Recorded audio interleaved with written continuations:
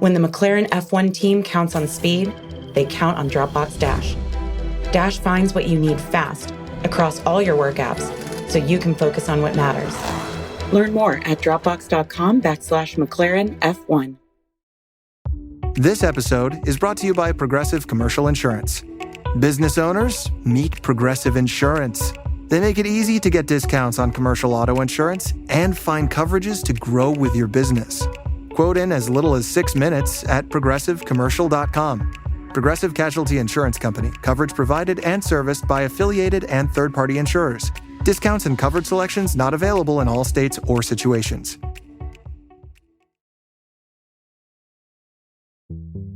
This is Radio Atlantic. I'm Hannah Rosen. Today, we have the third episode of our series about San Francisco and what it takes to escape homelessness and addiction.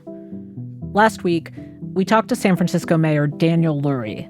We as a city just got to this point where we were like, if somebody wants to keep harming themselves and really killing themselves, that's their right. And we followed Evan, who's trying to get off the streets through a critical 48-hour period. I don't know where to go. And it's raining. And I'm cold. And I'm hungry. And I'm over it. I'm so over it. This week, Evan is missing, and he badly needs medical care. We follow the search for Evan, and we look at a new experiment with involuntary treatment. Here's reporter Ethan Brooks.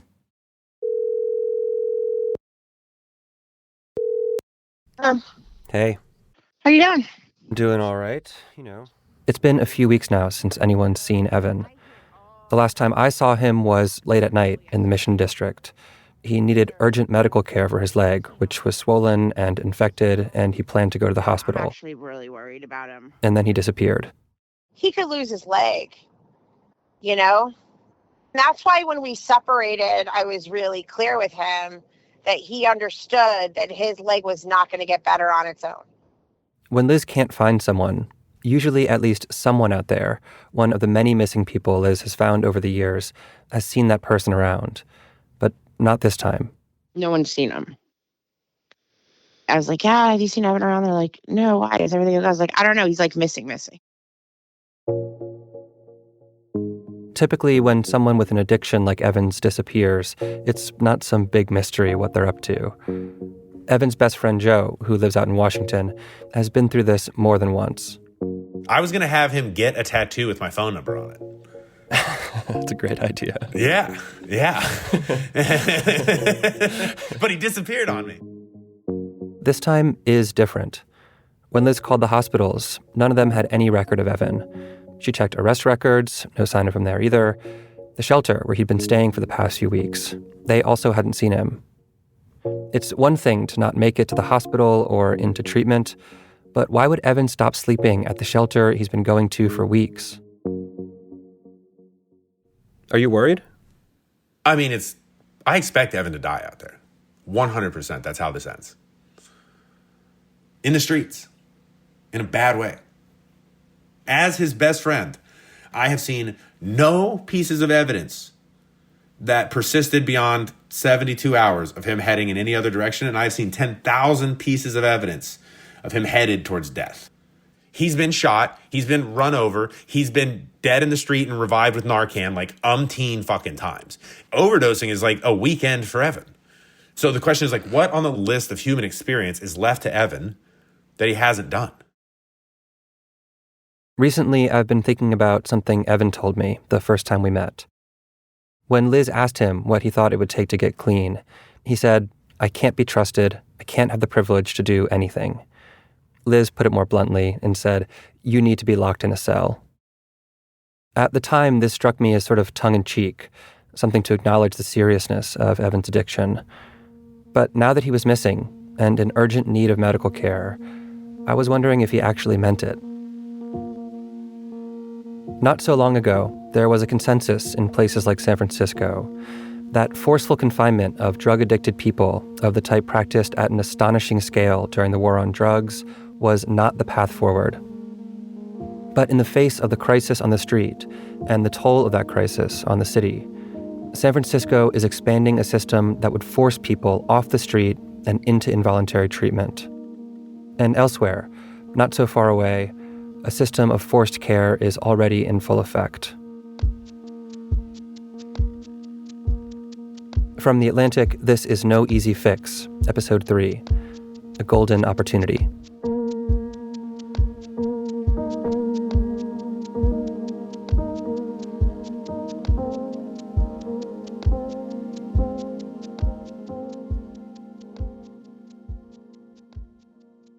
I didn't really want to write about addiction or health or anything about that. I really just wanted to write about Mexican heroin traffickers.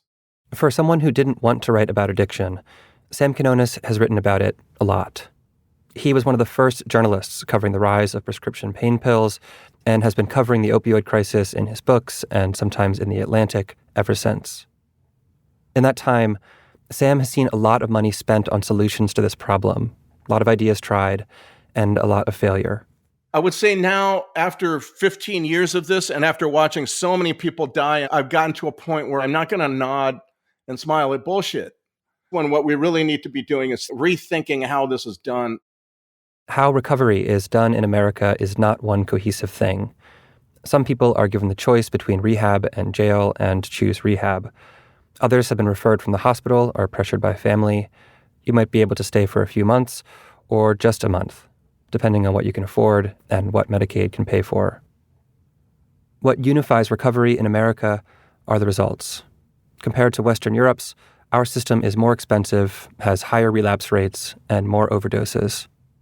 The reason I called Sam is because now, in the face of such persistent failure, he's part of a growing and surprising coalition of people calling for a different approach.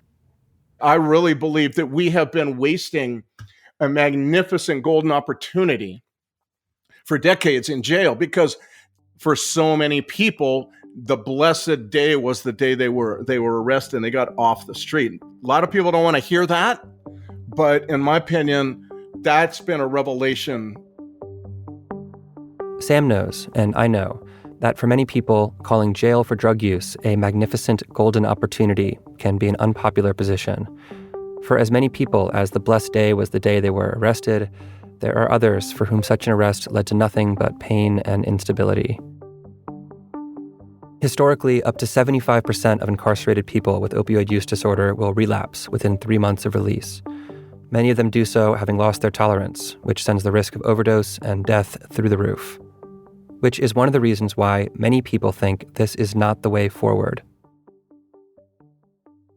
That's just nonsense. There's a lot of people for whom it doesn't work at certain times, but the idea that nobody ever found sobriety after being arrested and being forcibly removed from the streets, I can't tell you how nonsensical that idea is. I mean, not so much nonsense. that nobody ever got sober, but like the question of what should be the dominant way that we deal with treatment and recovery. I mean, it depends what drugs you're talking about.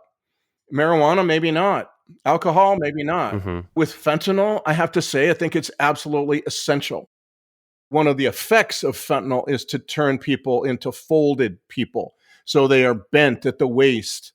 Their chins are almost touching their shoelaces, almost groveling before the drug, subservient. It is completely domineering and requires you to be taking it all day long. Sam's argument is for involuntary treatment, in this case, jail-based recovery pods, not as a means to some other end, but as a tool for individual recovery. You just can't get ready for treatment on the street in the time it takes for meth to drive you mad and fentanyl to kill you.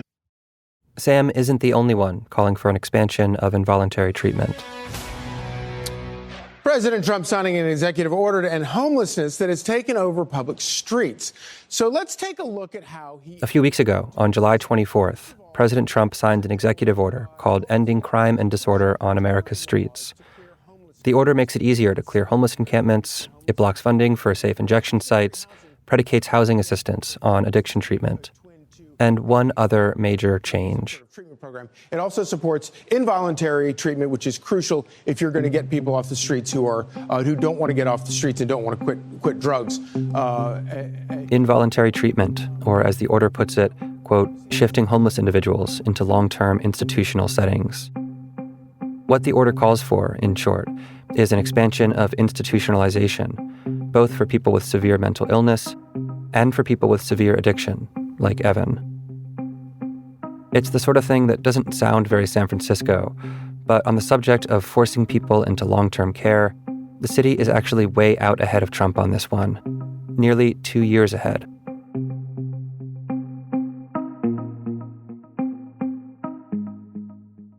When we closed the state hospitals, we didn't quite realize, but they are serving a purpose. Like, these people are being safely housed here. They have food, they have care, they have shelter, all these things. Susan Eggman is a former California state senator, a Democrat who served in the Senate from 2020 to 2024. And right out of the gate, Susan set out to make it easier to commit people against their will. We swing as a society, right? We were locking everybody up, throwing away the key, for their safety, for our safety. And now we've realized it's not bad to treat people. It's bad to warehouse like we were doing. But there has to be some place in between. I mean, I tried for years. I couldn't even get hearings in committees, right? Oh, really? The Judicial Committee would just get out of here, Eggman. Right? I mean, I'm a huge ACLU lover, right? But they hate me when they see me coming with this stuff. The reason the ACLU was so strongly opposed to changing the law is that it's no small thing to rescind someone's freedom when they haven't committed any crime. America has a long and dark history with this, a system of asylums and hospitals that would drug, shock, and even lobotomize patients. The ACLU calls conservatorship, that's the present-day system of involuntary commitment in California, quote, the most extreme deprivation of civil liberties aside from the death penalty. But after years of bargaining and pushing, Susan broke through. In October of 2023, Gavin Newsom signed Susan Eggman's bill. It's called SB 43 into law. The law dramatically expanded the pool of people who qualify for involuntary treatment. Now, people who can't provide for their own personal safety or necessary medical care qualify. So do people with severe substance use disorder. Neglecting medical care, severe substance use disorder, that sounds like Evan. 2 months after Susan's bill became law, San Francisco put the new rules into effect, while just about every other county in California decided to wait. So now, 19 months into this experiment, with Evan missing, I wanted to see how and if this system might work for him.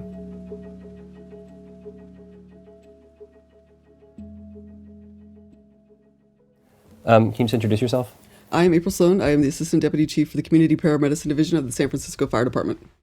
In case you didn't catch that, April Sloan is an Assistant Deputy Chief in the San Francisco Fire Department, also a very fast talker.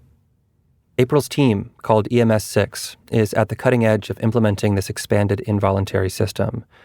EMS 6 deals almost entirely in extremes, the most mentally ill, the most uncooperative, and the most severely drug addicted in San Francisco. In short, exactly the people that the city has in mind when expanding involuntary treatment. April sees people who qualify for involuntary treatment all the time. Among others, people with severe substance use disorder and people with chronic medical neglect. We see a lot of people with wounds that they're not getting treatment for. Yeah, a lot of amputations and stuff. I've never seen the amount of amputations like this. It's crazy. The way this system is supposed to work is like a ladder. The bottom rung is EMS 6, or a clinician, or the police. I reached out to the San Francisco Police Department for this story and didn't get a response. If EMS 6 thinks a patient requires involuntary treatment, they take the patient to the hospital. Eddie Bird, a captain on EMS 6, does plenty of this.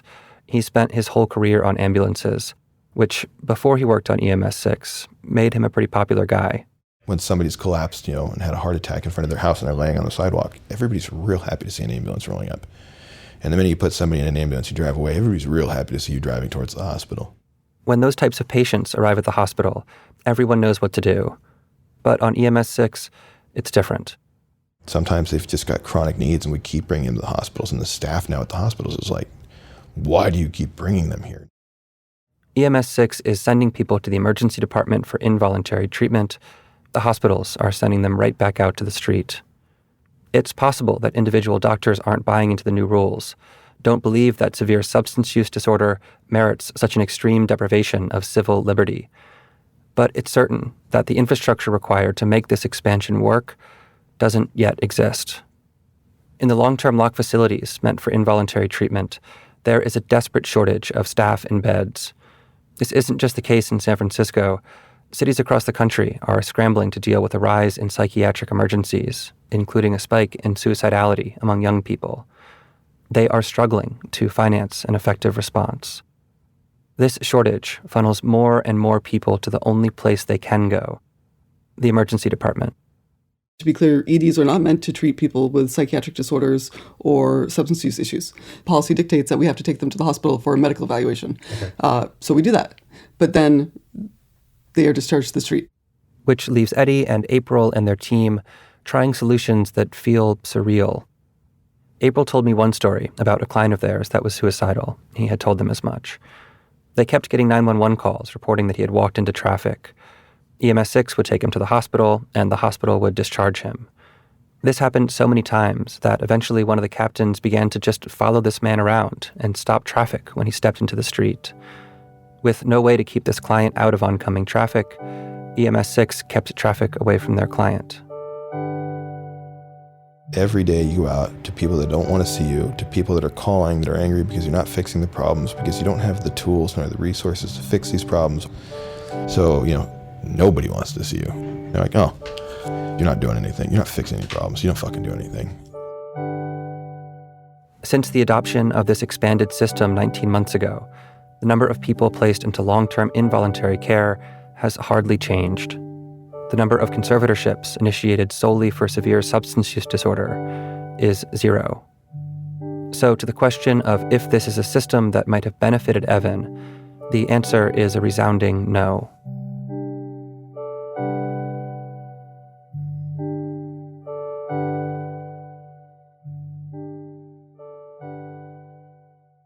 Before anyone can think about locking Evan away, and whether that would be compassionate or monstrous, there's one thing that is not up for debate. You can't lock Evan up if you can't find him. And at the moment, no one knows where he is. It's early April now, and Evan has been missing for over a month. The last time they spoke, Liz told Evan that his leg would not improve on its own. She told him to get to a hospital immediately. Then he disappeared. So this is 6 in the Tacoma. Okay. Can we go for a walk? So Joe Wynn, Evan's best friend, has flown to San Francisco to find him. All right, let's look at this cat. Look, this is my missing poster for Evan. Joe is sitting in Liz's car, showing off a template he's downloaded onto his phone. The word missing is in all caps, in white and red across the top. It's classic, right? But I'm going to swap out the picture of the cat, obviously. All right, look, I wrote Evan. He's friendly and handsome as fuck. Call me if you see him. His leg is fucked and he needs medical. That's a fun flyer. And then he's going to be like, where'd you get that picture? Oh, Liz took it of me. The picture is not flattering. Evan does not look handsome or very friendly. His hair is in his face and his skin is blotchy. He looks like someone who's been living on the street for the last 5 years. Liz took this photo originally with an eye towards the future, with the idea that she might show a clean, sober, housed Evan just how far he'd come, and that an image like this might ward him away from relapse. And now, Joe was about to show it to as many people as he could. So I have a photo of me and Evan side by side. That's what I was going to use. I know, but that looks like him now. Your other one's... He's not happy like that.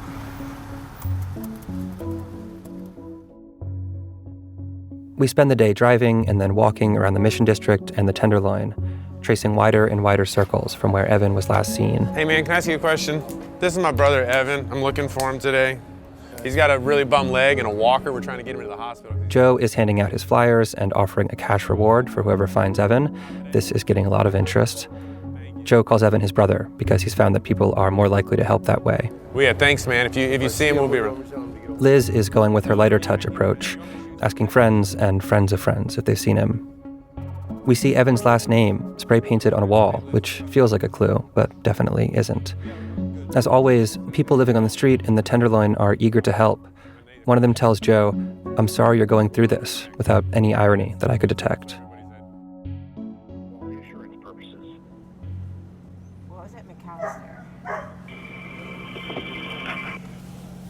Operator?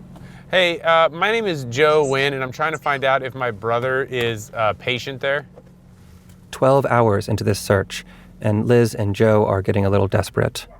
We've been searching all day. Joe has handed out God knows how many flyers, and there's still no sign of Evan. No, I don't see anyone by name. Okay, thank you so much for checking. There isn't any way. Well, all right. Can I put like a callback number? The hospitals don't have any record of Evan. Liz and Joe are running out of ideas. And then Joe's phone rings. Hello, this is Joe. Are you looking for someone? Yeah, I'm looking for Evan. Are you mobile right now or what? Oh, yeah. Yeah, he's right here on Van Ness and Market, man, in front of the donut joint. We're only a few minutes away from that intersection. And as we pull up, there's Evan, wearing the same clothes Liz bought him over a month ago, standing on both legs. Joe pulls him into a hug. Bring in the cavalry. How are you, babe? Just so you know, about 400 people have flyers with your pictures on it. I saw one of them and I was like, what the fuck is that? I was like, that's not real. That night, Joe and Evan stay in a hotel downtown. 48 hours later, after a marathon wait in the emergency room, Evan is admitted to the hospital. When I finally got to sit down with Evan, the first thing I wanted to know was where he'd been over the last month, why nobody had seen him. In the month since I last saw Evan, he'd gone from being a thief who'd bring back and sell lots of stolen goods to looking through the trash for some clothes or a half bottle of alcohol, anything he could sell for $1 or $2. For a while, he convinced a few restaurants to give him abandoned DoorDash orders, which he would then barter for fentanyl. But eventually that stopped working too. He had disappeared not because he'd gone somewhere else, but because he'd fallen so far as to be completely out of sight. 2 days ago, the day Liz and Joe were looking for him, Evan had decided to lie down. His feet had gone numb, so he wanted to rest, which in his world is a big decision. If you spend a full day lying down, you're not making money, and you're inching towards withdrawal. So I had this tiny little, like, rice-sized piece of fentanyl, but I didn't have a lighter, and so I kept using that as an excuse all day not to smoke it. He had decided to stay lying down, so instead of getting up, he called out, asking for a lighter, but no one helped. And then he had an idea. 2 nights before, I had found this empty matchbox, and where I happened to lay down, there was 2 broken matches on the ground. And I went inside my sleeping bag and put that little rice grain piece of fentanyl on a piece of foil. And I took 2 hits with the match, and then put it out. And then later I did the same thing with the other match. Listening to Evan tell this story, there's a bit of pride in his voice. You can hear that he's smiling. He's proud of having successfully MacGyvered a high out of 2 matches and a rice grain of fentanyl. How does this sound to your ear when you're saying this stuff? Yeah. I just can't believe that it would, me going through it. It's like, how have you gotten so low, you know? Literally lying on the ground. Using matches that I found in my sleeping bag to hit a piece of rice grain fentanyl because my legs are too swollen to get up and walk anywhere. Eventually, Evan got up. He hadn't eaten anything all day, and it hurt to swallow. He made his way over to some people he knew, and then found one of Joe's flyers. And then I was like, oh yeah, that's Joe's making right there. I immediately was like, facepalm, like, no. Why no? If you had just had the day that you just described, well, I feel like the answer could be, thank God. Just because of like the embarrassment of like, I never wanted to be like this person on a flyer like that, you know, like Just my picture all around town like that. When the cavalry arrived, in the shape of a best friend with the will and resources to save his life, Evan's first thought was how it all looked. Even having lost everything else, until that moment, he still had a kind of privacy, no one there to see how bad things had really gotten. In order to find him and to get him off the street, Joe had taken away that privacy. That's what it took. What it will take to keep Evan off the street, that's after the break.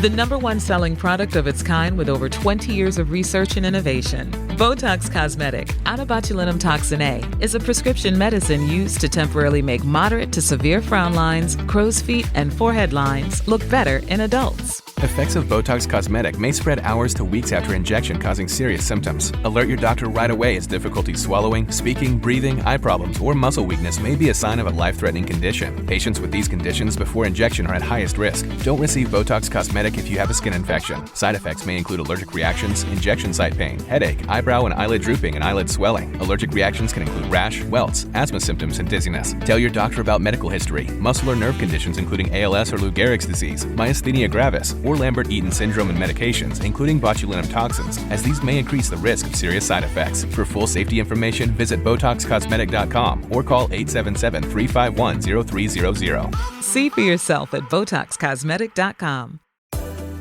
Honey Bunches of Oats es la forma perfecta de empezar el día con tu familia, con hojuelas crujientes y miel de verdad que a los niños les encanta. Además, deliciosos trozos de granola, nueces y fruta que todos van a disfrutar. Honey Bunches of Oats es para todos. Toca el banner para saber más.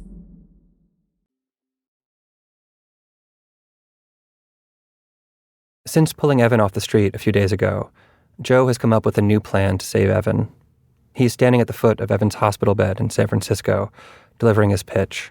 From my perspective, we're in like a death versus something else choice, right? I think death is really on the table for you.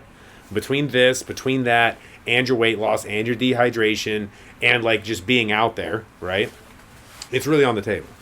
And I feel like Mexico's the hammer. We swing that hammer, you're gonna make it to 12 months. Joe is punching a fist into his palm and calling Mexico a hammer because what he's proposing is force. Rather than finding his way into residential rehab in San Francisco, which Evan has tried and failed before, Joe is pushing for a more extreme option. Leave this waiting room right now, drive to the airport, and fly to Mexico. Joe found a rehab there called Twilight that does something that no rehab in America can do. Give Joe total control over Evan's life. Mexican law allows families to admit an addicted family member to rehab without their consent. If Evan gives the green light, Joe, and only Joe, can decide how long he stays in rehab. If he tries to leave, he'll be stopped. And then after 12 months, you get to show up at my house, 12 months clean, and then we get to work out, eat good, work hard, be around the kids. There's going to be babies in the house. We're going to go to lacrosse games. I'm running the business. You can have a job working for me right out the gate. While Joe is delivering this rapid-fire vision of their glorious future, Evan is slouched down in his bed. I imagine this is sort of surreal. 48 hours ago, he was on the street, and now he's looking at spending the next year or 2 years, it's not up to him, in what is in essence a rehab jail. Like, you'll be in a very good world as soon as you get out of there, right? And you guaranteed to get there. You will make 12 months if we send you to Mexico. Here was what sounded a lot like a version of recovery that people like Sam Quinones and Susan Eggman are saying people like Evan need. Twilight Recovery Center might give some insight into what works and what doesn't when you approach addiction in this way. And Evan was getting closer to going. Welcome to Twilight Recovery Center. Please press 0 for assistance. Twilight Recovery Center is one of a constellation of Mexican rehab centers just south of San Diego, catered towards American clientele. Harrison Sidney is the CEO. So in many states in the United States, people can do a conservatorship on people. I wish that they could do a conservatorship on people without going through the legal process that it is an impossibility to complete. Do you think about your work as conservatorship? Yes, I'm the guardian at the door. I'm the one that makes it happen. Recovery centers like Twilight fill a gap in the American system. In the States, as we've heard, the bar for conservatorship is high, and ultimately the decision around involuntary treatment lies with the judge. At Twilight, all that control falls to Harrison. When a family member brings me their loved one, I give them the solution. Ultimately, my signature is going to release their loved one, whether it's a half an hour from the time that they arrive or a year from now. They're handing you a really high degree of trust. Correct. That is correct. For patients, that can mean a lot of things. If the quality of care is high, that surrender of control can be beneficial. But if it's not, the experience can be nightmarish. In either case, it's a gamble. It can mean a total stranger is in control of your future. Was that a hard decision for you to make, to sign away some autonomy? You know, I'm not going to lie, I really didn't know that my parents would have full control over it. Samantha, and I'm just going to use her first name, is a patient at Twilight. She's from Pittsburgh, and by her count has been to over 30 different rehabs all around the U.S. She told me she didn't really know that this rehab was different until she found out after her first month, which is when she would usually leave. That's all I could think about, the first month I was here, was going home and getting high. I'm so excited to go home and get high. Mm-hmm. I was just like, yeah, I'm leaving in a week. And he's like, no, the fuck you're not. I was like, okay. 4 months in, when I spoke with her, Samantha said she was still glad to be there, glad she didn't go home after those first 30 days. Now she still thinks about getting high, but the feeling is fear that she'll relapse. In rehab in the States, you can't leave, you can't do anything, you can't have a phone. And the nice thing about being here is that we do go out, we do normal things. At this place, it's kind of almost like a step down from a rehab. Oh, that's interesting. It feels a bit more free in a way. Yeah, even though you're conservative, you have someone over you. Yeah, you feel more free. They give you the idea that you're free, but you're not. At first, this struck me as a sort of trick Harrison was playing on patients like Samantha, cultivating this feeling in exchange for compliance. But it's not far from principles you hear from people who advocate for a gentler approach to recovery. The key, they say, is to treat people with dignity. If you create an environment for someone like Samantha or Evan that doesn't feel stigmatized or coercive, even if it is coercive, you might be more likely to recover.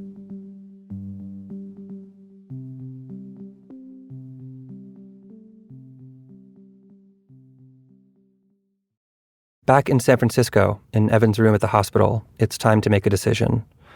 The hospital's addiction team has come by and thinks they can get him into a long-term residential rehab in San Francisco called Harbor Light.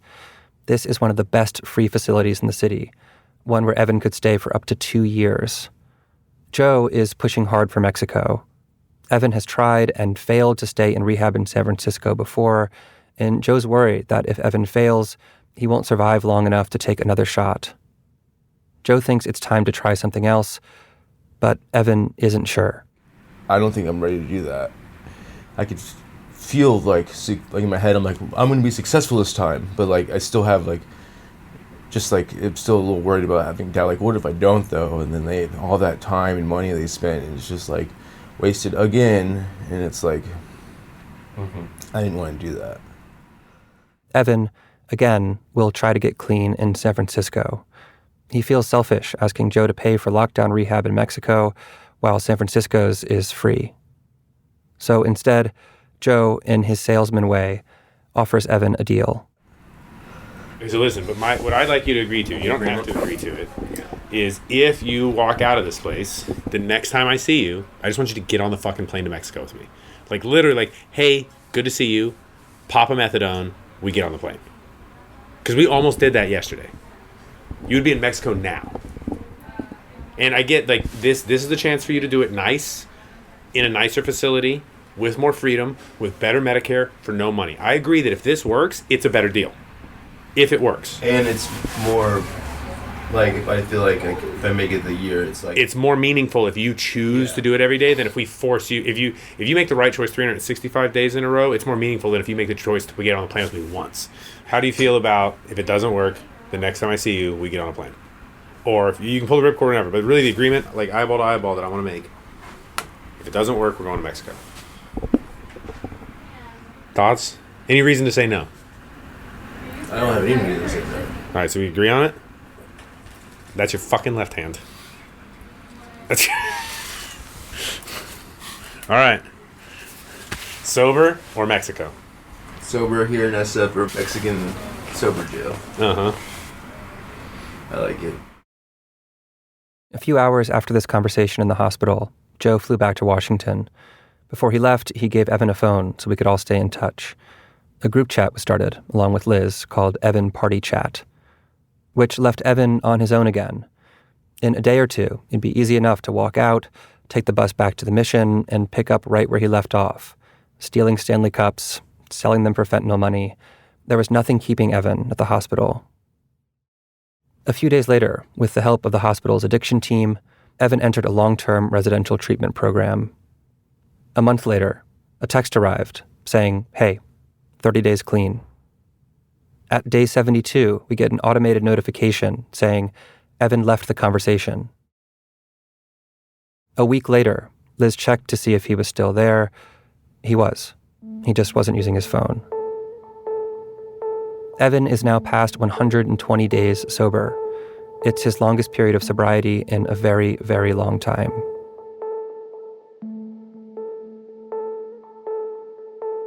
Back in January, at his inauguration, the mayor spoke about restoring San Francisco's sense of decency and security, about putting a dent in this crisis that was all too visible.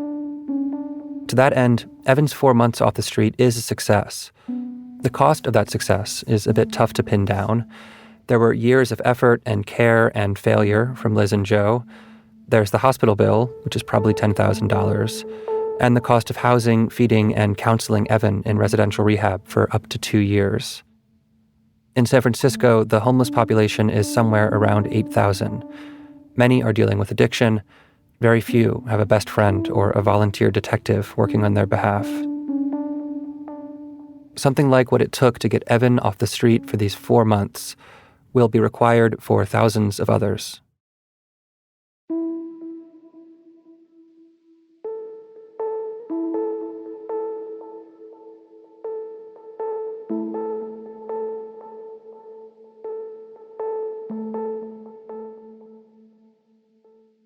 No Easy Fix is produced and reported by me, Ethan Brooks, edited by Jocelyn Frank and Hannah Rosen.